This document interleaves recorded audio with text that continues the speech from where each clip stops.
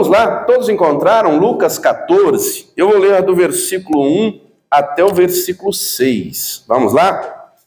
Aconteceu num sábado que, entrando ele em casa de um dos principais dos fariseus para comer pão, eles o estavam observando. E eis que estava ali diante dele um certo homem hidrópico. E Jesus, tomando a palavra, falou aos doutores da lei e aos fariseus, dizendo: é lícito curar no sábado? Eles, porém, calaram-se. E tomando-o, o curou e despediu, e disse-lhes: qual será de vós o que, caindo-lhe num poço em dia de sábado, um jumento ou boi, o não tire logo? E nada lhe podiam replicar sobre isso. Vocês acreditam que isso aconteceu? Que o homem estava doente, com a doença incurável, e Jesus o curou. E vocês acreditam que do mesmo jeito que Jesus curou esse homem, ele tem poder também para fazer maravilhas na sua vida? Crê também que ele vai falar conosco? Então, por gentileza, coloque sua Bíblia sobre o seu assento. Vamos dar para o Senhor e para a sua palavra a melhor salva de palmas que você já deu. Vá aplaudindo, vá glorificando. Senhor, nosso Deus e Pai, Deus bendito, santo e todo-poderoso, a tua igreja te aplaude e te glorifica. Abre os céus agora e receba o louvor da tua igreja. E por essa mesma abertura vai derramar a tua graça, a tua bênção, a tua virtude e o teu poder. Ninguém veio aqui ouvir, homem nenhum falar, homem nenhum tem nada a dizer. Todos queremos ouvir a tua voz, a tua palavra. Tome agora os lábios do pregador, a boca do mensageiro, que ele no Senhor cresça, remova toda barreira, todo obstáculo, e envie a tua palavra com poder e autoridade, e que a tua palavra agora vá e produza o resultado para o qual está sendo enviada, em nome do Senhor Jesus. Diga amém, Senhor. Tome teu assento, por gentileza, se assente, mas preste muita atenção, não se distraia. Vamos lá. O Senhor Jesus é o próprio Deus, né? O próprio Deus assume a forma humana e vem para estar aqui entre nós, para ser o modelo, a referência, para ensinar como é que Deus, o Pai, espera que vivamos, né? E ele operou milagres e maravilhas, ensinou o Evangelho quer dizer boas novas, né? A ter uma nova vida. E lembrando, amados, que algo deixava Jesus extremamente irritado, mas muito mesmo, era a religiosidade, era a religião. Daqueles que eram conhecedores da Escritura, porque no tempo de Jesus havia a lei de Moisés, havia já os Salmos, havia o livro dos profetas, né? Havia tudo isso, todo da nossa Bíblia, o Antigo Testamento, já existia tudo isso. E essa turma aqui de fariseus, doutores da lei, essa turma não vivia de acordo com aquilo que Deus pretendia. Por quê? Eles pegavam somente a letra da lei, não o espírito dela, a intenção de Deus. Porque a letra mata e o espírito dá vida. Então, quando eu tenho o espírito, eu tenho entendimento aberto. Quando eu tenho o espírito, eu tenho um relacionamento com Deus. Eu compreendo a vontade de Deus e eu a faço, não por obrigação, por imposição, mas porque eu quero, porque eu tenho prazer e satisfação, não porque ninguém me obriga. Só que essa turma era uma turma legalista. Era uma turma que impunha as coisas aos outros e isso Jesus não gostava. Mas o texto começa dizendo, no versículo onde lemos, que ele foi convidado para uma casa, e na casa onde ele é convidado, ele vai. Lembrando que quem arromba a porta e entra sem permissão é o diabo. O diabo não pede para ninguém entrar. Se ele vê uma brecha desse tamanho, ele entra. Tanto é que a Escritura deixa claro, Efésios 4, 27, não deis lugar ao diabo. E esse lugar é dado com palavras, esse lugar é dado com ações, né? Esse lugar é dado com permissões. Por exemplo, a pessoa coloca lá para ver algo, não é? Que está mostrando coisas do inimigo, do diabo. Está abrindo um portal para ele entrar, através da televisão, através do celular, né? Está proferindo palavras de legalidade. O inimigo vai entrar e não vai pedir permissão. Jesus não. Jesus só entra na casa onde ele é convidado. Aonde ele é convidado, ele vai. No tempo aqui de Jesus, nós olhamos o panorama aqui do Evangelho, a sociedade estava organizada em setores. Nós temos, por exemplo, de um lado, sacerdotes, só anda sacerdote com sacerdote. Nós temos os fariseus, que eram a elite da sociedade, os conhecedores da Escritura, porém hipócritas, que não viviam o que a palavra ensinava. Nós temos os escribas, que eram os que copiavam a Bíblia e sabiam de cor. Por outro lado, nós temos publicanos, que eram coletores de impostos para Roma, que aos olhos da sociedade eram considerados como um lixo, como alguém que não valia nada, sem caráter. Como é que um judeu se prestava a coletar impostos para Roma e ainda o que é pior, não cobrava só o que era mandado, cobrava mais. Trazendo para os nossos dias, era um bandido, era um estelionatário. Nós temos prostitutas, nós temos órfãos, nós temos o povo sofrido. Cada um no seu, como trazendo nos dias de hoje, cada um no seu quadrado. Aí vem Jesus. Aí quando Jesus chega, o negócio mistura tudo. Como assim, pastor? Porque teve sacerdote crendo nele, teve fariseu crendo nele, teve prostituta largando a prostituição, teve publicano largando o roubo, o engano, teve gente crendo nele e andando com ele. Só que muitos desses aqui, fariseus, ele batia de frente. Então diz aqui o versículo 1, e aconteceu num sábado que ele entrou na casa de um dos principais dos fariseus. Era alguém importante, era alguém ilustre. Era alguém importante na sociedade, a Bíblia não diz quem é. Só que o final do versículo 1 diz que eles estavam observando Jesus. Essa turma convidou Jesus, não com coração sincero, seja muito bem-vindo à minha casa, não. A intenção era outra, a intenção era apontar Jesus, era acusar Jesus. Só que Jesus é Deus, e Jesus conhece aquilo que está no nosso coração. Eu posso enganar você. Você pode enganar alguém, a Deus ninguém engana. Eu posso fazer algo hoje e Deus se agradar, e eu posso fazer a mesma coisa amanhã e Deus não se agradar mais. Vou lhe dar um exemplo muito simples. Suponha que a Ivana chega aqui hoje e ela está com sede e eu tenho água. E eu vejo que ela está com sede, eu tenho água, e eu vou lá e toma aqui, Ivana, água.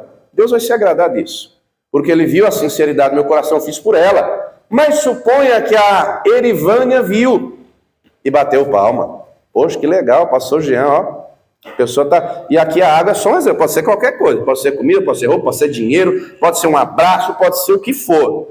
Aí ela bate palma. Legal, parabéns. Aí ela volta amanhã de novo. Só que antes de eu dar a água para ela, eu olho para ela para ver se ela está vendo o que eu estou fazendo. Deus não vai mais se agradar. Eu não fiz mais por ela, eu fiz por mim, para ter o aplauso da outra pessoa. Percebe? Ela pode não perceber, a outra pode não perceber, mas Deus vai perceber. E Deus vê a intenção do coração. O homem vê aquilo que está diante dos olhos. O homem vê a roupa, a aparência, e conforme roupa e aparência julga, aponta. É verdade ou não é? Deus não. Deus vê o coração. E Jesus sabia que estavam observando. Mas nos diz aqui o versículo 2, que estava ali naquela casa um homem hidrópico. Esse homem ele tem hidropsia. Hidropsia, amados, é retenção de líquido. Quando, por algum motivo, algum órgão não está funcionando direito, começa a reter líquido. Pode ser em uma parte específica do corpo, ou pode ser o corpo inteiro, dependendo de como estiver. Por exemplo, há anos atrás, lá em Santo André, uma vizinha, ela teve um filho, uma bebezinha, e a criança, ela já nasceu com essa doença, hidropsia, desde a barriga, porque quando saiu, dali a pouco a cabeça começou a inchar, reter muito líquido. Então, de tempos em tempos, tinha que ir ao hospital para fazer uma drenagem e tirar aquele líquido. Então, imagina você fazer isso numa criança recém-nascida. Imagina a dificuldade. E mesmo assim, hoje, com todo o avanço da medicina. Hoje a medicina avançou bastante, você sabe disso, né? Hoje tem exames, hoje tem aí tratamentos, hoje tem muitas coisas. A medicina ajuda em muita coisa. Só que mesmo nos nossos dias, tem coisa que a medicina não resolve.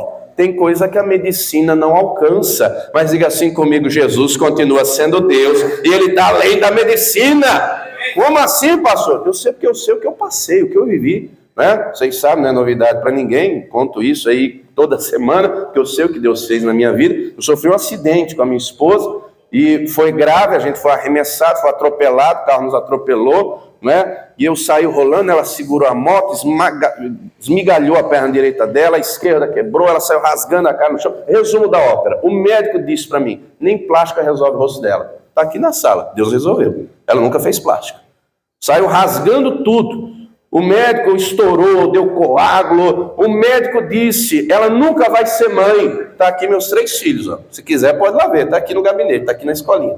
Vai lá. O médico disse que ela nunca ia engravidar, mas Deus tinha me dado uma palavra. Ele tinha prometido que ela seria mãe dos meus filhos, e eu acreditei naquilo que Deus me falou, e Deus é fiel e poderoso para cumprir. Então, querido, aquilo que a medicina não alcança, aquilo que a medicina não consegue, Deus tem poder para resolver. Agora, é acreditar e perseverar em oração. Deus fez. Está aí ela. Nunca fez plástica. Está aí os meus 3 filhos. O médico não acreditou, mas eu acreditei. O médico chegou a desafiar.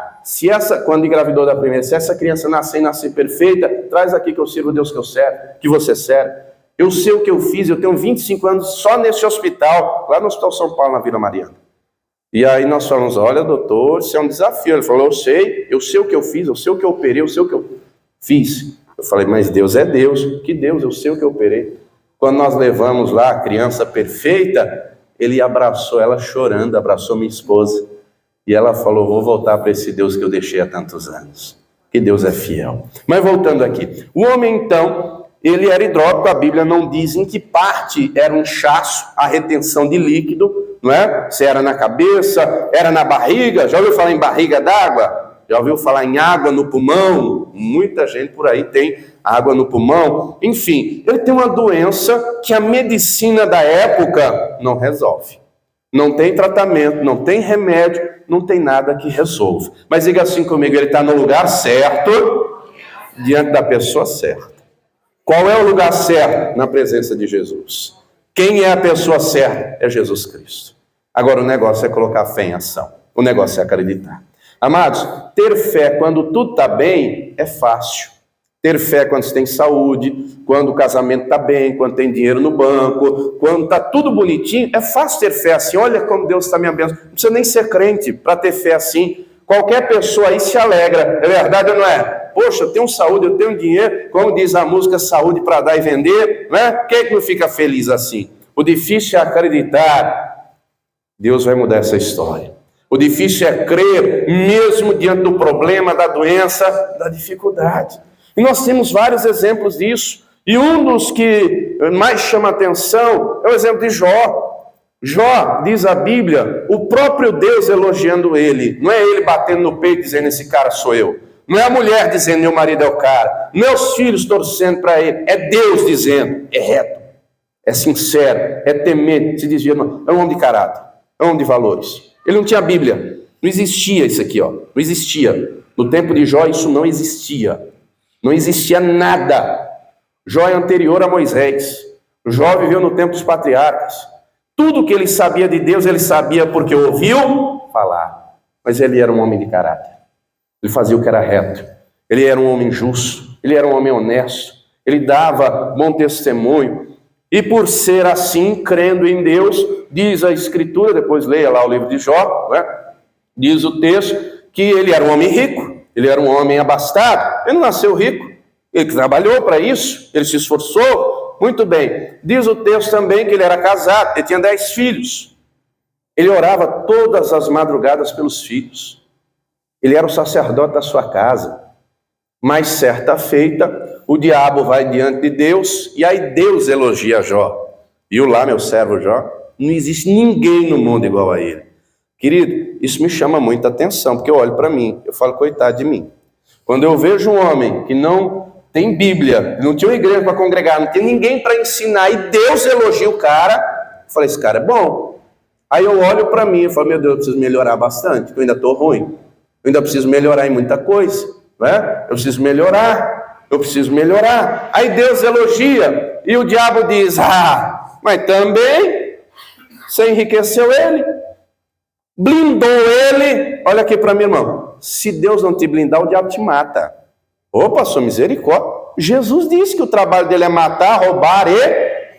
Mas diga assim, mas Jesus me ama tanto, que ele me guarda, ele me livra. Diga assim, porque ele tem propósito na minha vida, porque se não tivesse, você já tinha perecido, eu já tinha perecido. Quando aconteceu o acidente, depois o Espírito Santo me disse, o diabo queria tirar a vida dos dois. Eu não deixei. O Espírito Santo me disse isso, porque o nosso Deus é Deus de amor, é de misericórdia, é de compaixão. Mas muito bem, aí Deus permite que o diabo fizesse uma devastação na vida de Jó. Ô pastor, Deus tem prazer no sofrimento da vida dos outros? Não tem não, irmão. Só que muitas vezes Deus permite situações porque Ele sabe que é quando a angústia vem, a aflição vem, que nós oramos mais, que nós buscamos mais. Queridos, na época do acidente eu já era obreiro. Eu estava na igreja, eu não era pastor ainda, eu era obreiro. E eu achava que eu conhecia Deus. Eu estava na igreja, eu cooperava, eu achava que eu conhecia Deus. Só que depois do acidente, o sofrimento, aquela angústia, o negócio foi terrível, foram meses, né? Ela hospitalizada, eu arrebentado, né? Oração, chorei, sofri muito, não foi brincadeira não, mas eu não perdi a fé, eu acreditei, Deus é fiel, Deus é poderoso, e eu não passei nem isso aqui do que o Jó passou, porque Deus permitiu o Jó ter uma devastação na sua vida perpetrada pelo diabo. E o diabo destruiu o patrimônio que ele trabalhou uma vida inteira para construir. O diabo matou os 10 filhos dele numa tacada só. Você tem ideia? Quem já perdeu um parente próximo sabe o que é a dor. Imagina 10 de uma vez. Ele perdeu tudo.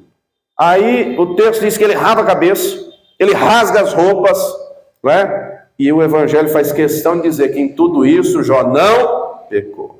Jó vai dizer, Deus deu, Deus tomou, bendito seja o Senhor. Amados, Jó tem uma compreensão, um entendimento a respeito de Deus e da vontade dele, que muita gente nos nossos dias não tem. Que muita gente que estuda a Bíblia ainda não tem. Compreenda, Jesus deixou claro que no mundo nós teremos aflições, não é só um mar de rosas. Não é não, o evangelho que promete isso é mentiroso, vai ter aflição, vai, mas ele garantiu estar conosco, ele garantiu não nos deixar só, ele garantiu que quando você passar pelo fogo eu vou estar com você, quando passar pelo rio as águas não vão te afogar porque eu vou estar contigo, diga assim, eu creio, Deus é poderoso para operar maravilhas. O diabo vai na segunda vez, Deus elogia Jó de novo, e aí o diabo diz, toca na saúde dele, aí Deus permite, ele coloca uma doença no corpo do Jó, da cabeça até os pés, tumores, feridas, ele se coçava o caco de telha, não tinha remédio no mundo que resolvesse, a ponto da mulher dizer a esposa, você ainda retém a sua sinceridade? Amaldiçoa esse Deus e morra, é a mulher que está dizendo, não é um de fora, não é um estranho, é a mulher. Aí Jó vai dizer algo que me chama muita atenção. Ele diz assim, recebemos o bem de Deus e não receberíamos o mal? E o evangelho faz questão de dizer que em tudo isso Jó não pecou. Ele compreende que tudo de bom que aconteceu na vida dele até ali, foi Deus que fez, assim como o que está acontecendo de mal, é porque Deus permitiu. Mas ele vai dizer lá na frente, Jó 19, 25, ele vai declarar, eu sei que o meu Redentor vive, e vai se levantar sobre a terra, e ele creu, ele não desistiu não, meu irmão, ele não esmoreceu não, chorou, sofreu, ficou cadavérico, o couro e o osso, um bafo de leão que a mulher não aguentava, né? Entrou em depressão, mas não perdeu a fé, mas Deus levantou, e Deus mudou aquela história na vida dele. Eu não sei qual é a luta, o problema que você está passando, eu sei de uma coisa, Deus tem poder para fazer milagre, Deus tem poder para fazer maravilhas, fez na vida do Jó, fez na vida da minha esposa, na minha família, e tem poder para fazer na tua vida. Quem está entendendo, diga glória a Deus. Agora creia, acredite. Se você não crê, ninguém vai crer por você. Simples assim. Se você não acreditar, ninguém vai acreditar no seu lugar. Não é? Jesus deixou claro, vá comigo em Mateus, capítulo de número 21. Mateus, a gente está em Lucas, vá para a esquerda, tá? Evangelho de Mateus, capítulo 21. Eu vou ler os versículos 21 e 22. Abra aí, acompanha aí. Deixa eu tomar aqui uma água.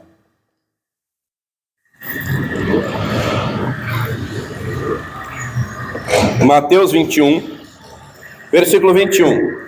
Jesus, porém, respondendo, disse-lhes, em verdade vos digo que, se tiverdes fé e não duvidardes, não só farei o que foi feito à figueira, mas se a este monte disserdes, ergue-te e precipita-te no mar, assim será feito. E tudo o que pedires ao Pai na oração, crendo, o recebereis.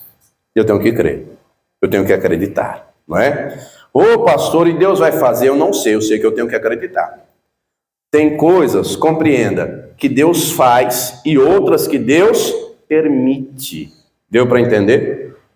Sabendo que o Evangelho faz questão de dizer, eu quero ler com você, Romanos 8, 28. Às vezes a gente não entende, às vezes a gente questiona. Eu achava que eu conhecia Deus e no auge do sofrimento eu dizia, por que eu, Deus? Por que comigo?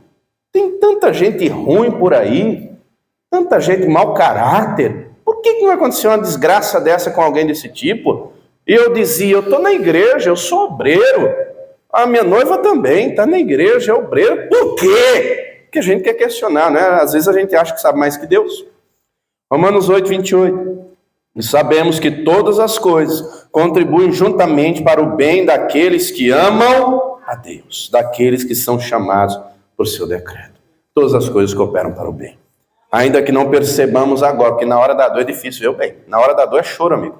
Na hora da dor, o coração aperta. Na hora do problema, seja a doença, seja o casamento, a dificuldade financeira, na hora do problema, o coração sangra. Mas não pode perder a fé. Olha aqui para mim.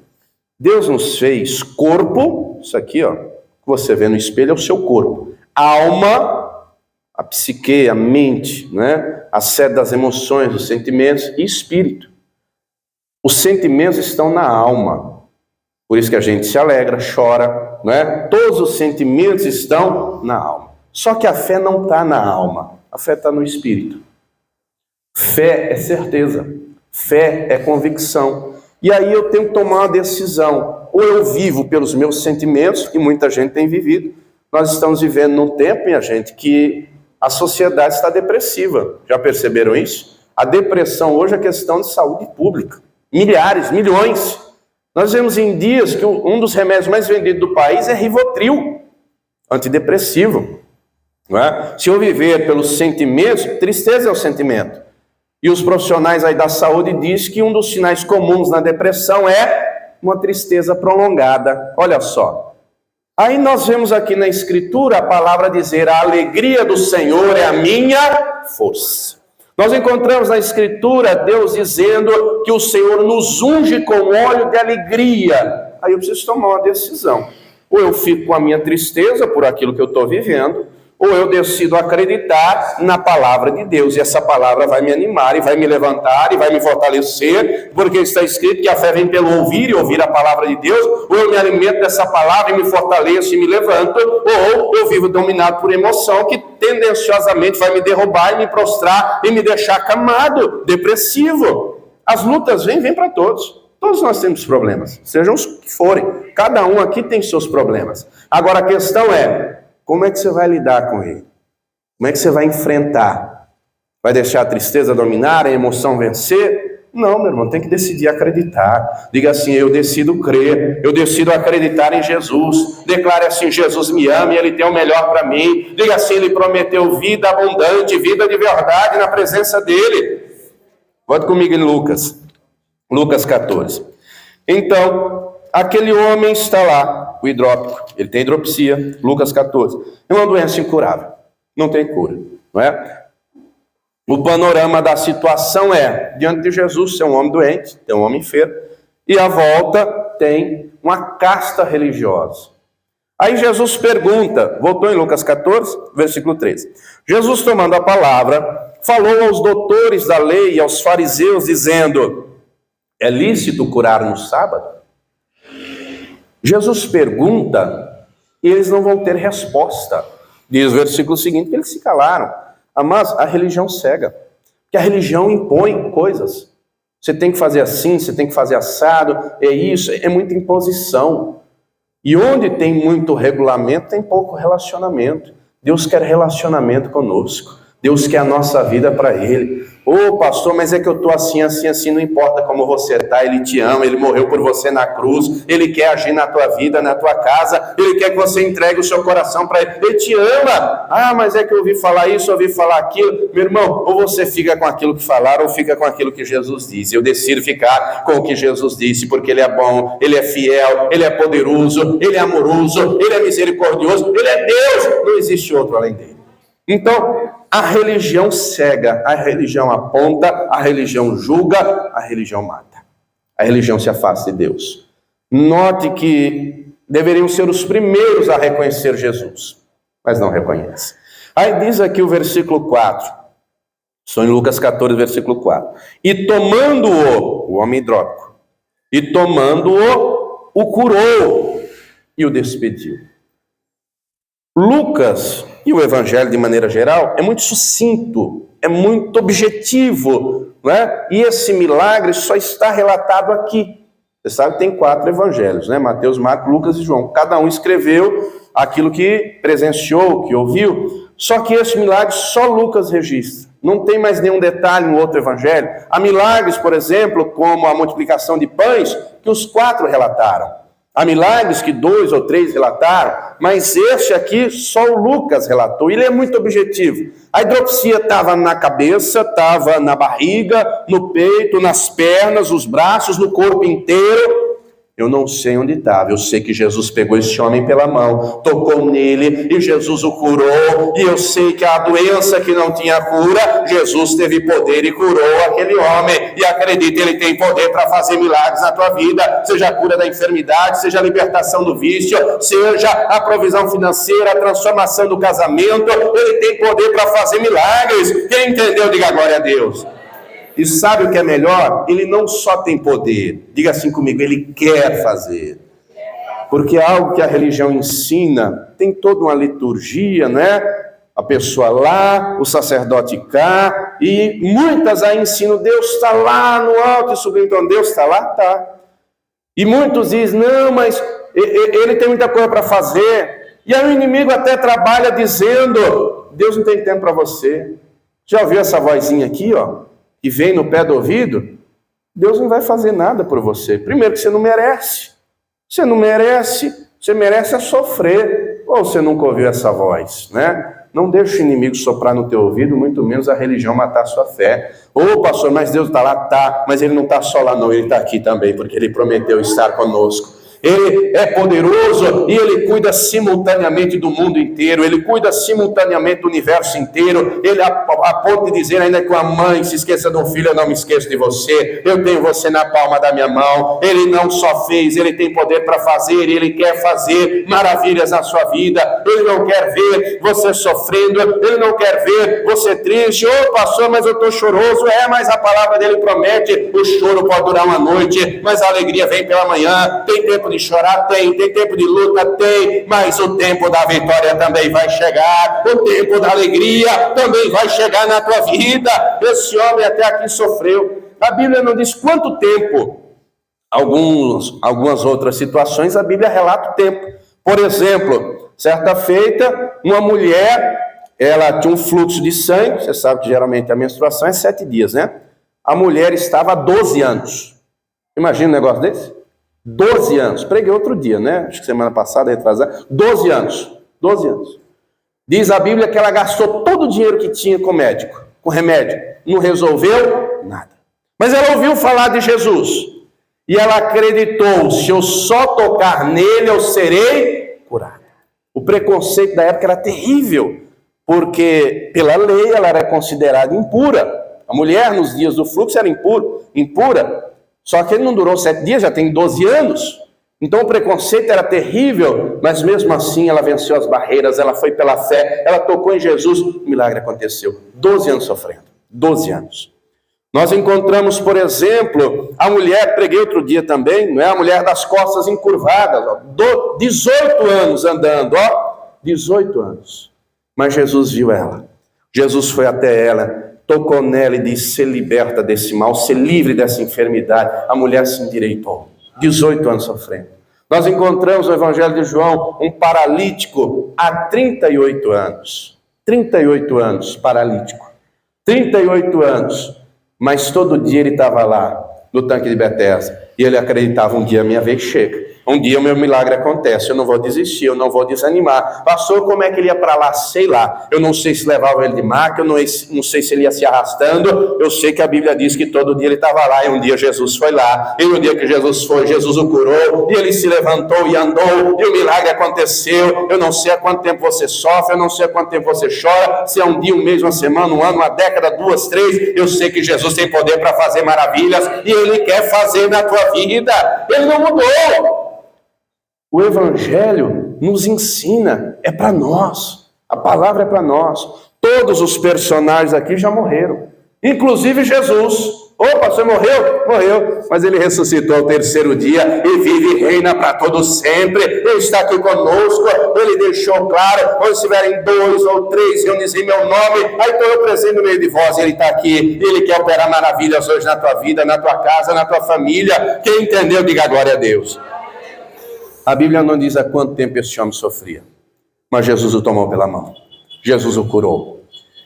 E diz aí no final do versículo 4, e o despediu. Como assim, pastor? Despediu, tomando por analogia outros milagres. Várias vezes Jesus disse assim, vá em paz, vá em paz, vá em paz. Muito provavelmente disse a mesma coisa. Só que imagina a reação desse homem. Imagine, embora o Evangelho não diga, né, mas quando enfrentamos um problema que não sabemos como resolver, e a solução vem, nos alegra, né? Porque às vezes tem coisa que a gente sabe resolver. É verdade ou não é? Por exemplo, precisa falar para uma dona de casa como é que é fazer um arroz? Acho que não, né? A mulher tem uma capacidade fantástica. Ela faz arroz, ela faz comida, ela bota a roupa na máquina, ela está limpando o banheiro, ela dá banho no menino, ela faz 4, 5 coisas de uma vez. É ou não é? Bota um homem para fazer isso tudo? Faz não, irmão. O arroz queima. Lá na máquina a roupa não vai bater, e se bater vai ser sem o sabão, o amaciante. O banheiro não vai ser limpo direito, o menino vai para a escola desarrumado. A mulher tem uma capacidade, uma habilidade. Agora bota uma mulher para trocar um pneu de um carro. Consegue? Dificilmente, né? Agora, o homem troca, é capaz de trocar com a mão só, sim ou não? Tem coisas que a mulher sabe que o homem não sabe. Tem coisa que o homem não sabe, a mulher não sabe. E às vezes nos deparamos com problemas e situações e não temos a mínima ideia de como resolver. Aquilo que você sabe resolver, resolve. Só que tem coisas que a gente não consegue. Tem coisas que estão além da nossa capacidade, habilidade, está além do recurso da medicina. Tem coisas, meu irmão, que é só Deus para fazer. E como é que Deus faz? Está escrito. Vá comigo no livro de Esdras, capítulo 8, rapidamente. Pastor, onde é que está Esdras? Abra a Bíblia no meio, vai dar no livro de Salmos, vá para a esquerda. Esdras 8. Eu vou ler o versículo de número 23. Olha o que nos diz aqui a Escritura. Livro de Esdras. Esdras também se deparou com uma situação complicada, que ele não sabia resolver. O que ele fez? Vamos ver o que ele fez. Né? Esdras 8, versículo 23. Nós, pois, jejuamos e pedimos isso ao nosso Deus, e moveu-se pelas nossas orações. Eu posso não saber, mas Deus sabe. Eu não posso conseguir, eu posso não conseguir resolver, mas Deus vai conseguir. E como é que Deus vai agir? Eu tenho que acreditar, e eu tenho que fazer o possível, porque o impossível é Ele que vai fazer. Na Bíblia, minha gente, compreenda, ninguém nunca fez nada impossível. Ninguém, nenhum homem, só Deus faz o impossível.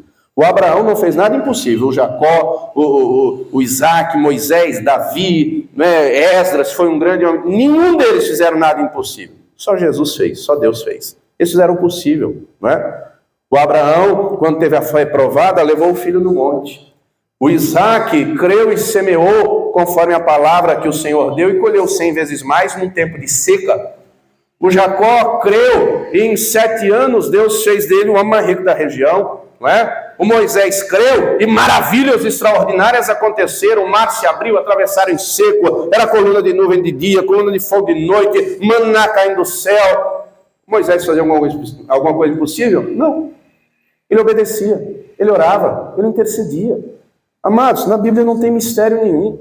Não é? O impossível quem faz é Deus, nós temos que fazer o possível. O que é o possível? Acreditar, jejuar, orar, buscar a face dele.